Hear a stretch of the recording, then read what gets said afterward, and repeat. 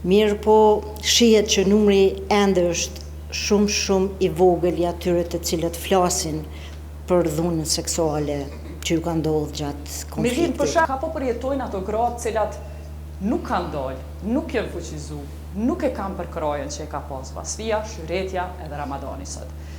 Sepse anën tjetër na shumë pak e shohim, a mundesh me fol nemën që atyne. Kallëzona na i shembull kur familja nuk po e përkra gruan e cila ka vendos me tregu rrëfimin e saj, mos me mshet, çka po ndodh me to?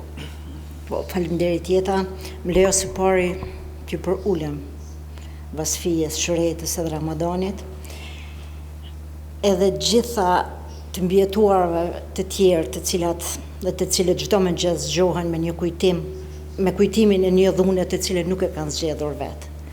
Dhuna është një barë që nuk shihet në mendjet e tyre, nuk shihet në trupin e tyre, mirë po i rëndon shumë. E këtë rëndesë edhe më tepër stigma e rëndon edhe më tepër, e cila është shumë e dukshme dhe shumë aktuale në shoqërinë tonë. Të mbijetuarit deri në vitin 2014 mund të them që kanë qenë të mbijetuarit e dhunës seksuale kanë qenë të padukshëm. Ishin organizatat ato të cilat kanë punu. Mirë po ata ishte tabu edhe për ne si organizata dhe për të mbijetuarit deri në 2014 që ka qenë temë tabu. Pas 2014, kur u amandamentu ligji, edhe kur institucionet tona pranuan dhunën seksuale gjatë luftës në Kosovë, atëhere filloi të flitet për këtë çështje. Mirë po shihet që numri ende është shumë i vogël i atyre të cilët flasin për dhunën seksuale që ju ka ndodhur gjatë konfliktit. Për shembull, nëse po thuhet gjithmonë numri i vogël, sa gra prej listës organizatës juaj i keni në listin të mbijetuar dhunën seksuale e sa kanë pranuar me apliku në komision?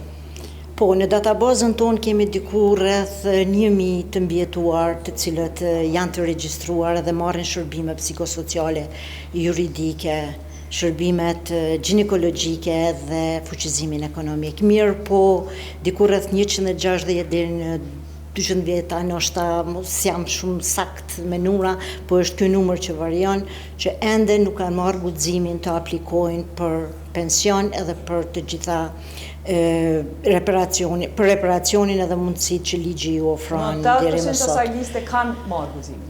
Kanë marrë guximin të aplikojnë, mirë po jo shumë haptas, shumica prej tyre ende familjet e tyre nuk e dinë, shoqëria nuk e dinë, rrethi nuk e dinë për atë çfarë ju ka ndodhur. Kështu që duhet të punohet me to shumë, edhe me familjet, edhe me fëmijët e tyre tani pasi që veç janë të rritur, që të ndihmojmë edhe të mos stigmatizohen me tutje. A ki raste kur familja si ka pranuar inicialisht dhe mandej e ka ndrymën?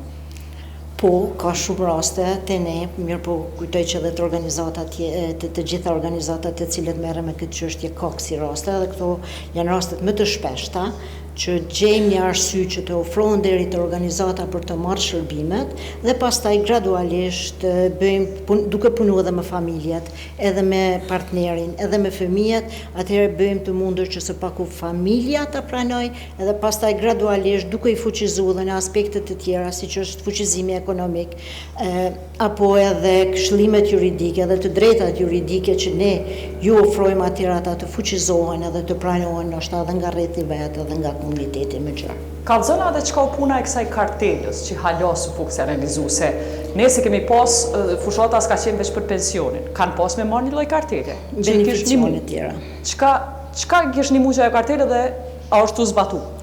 Sikur ta kishim një kartel, më të vërtetë do t'ju ndihmonte mjaft për të shfrytzuar beneficione tjera të cilat qeveria dhe ligji ju mundson të mbijetuarve, pasi që nëse ata dëshirojnë ose ato dëshirojnë të fitojnë ato beneficione të cilat ligji ju mundson, atëherë ato duhet ta tregojnë vendimin e statusit të dhunës seksuale të luftës, gjë që i bën të hezitojnë pasi që ju zbulohet identiteti. Kështu që sikur të ishte një kartel, atëherë ishte shumë më lehtë që do të ishte si viktimë civile e luftës, do të ishte shumë më lehtë që të shfrytëzohen edhe beneficione tjera.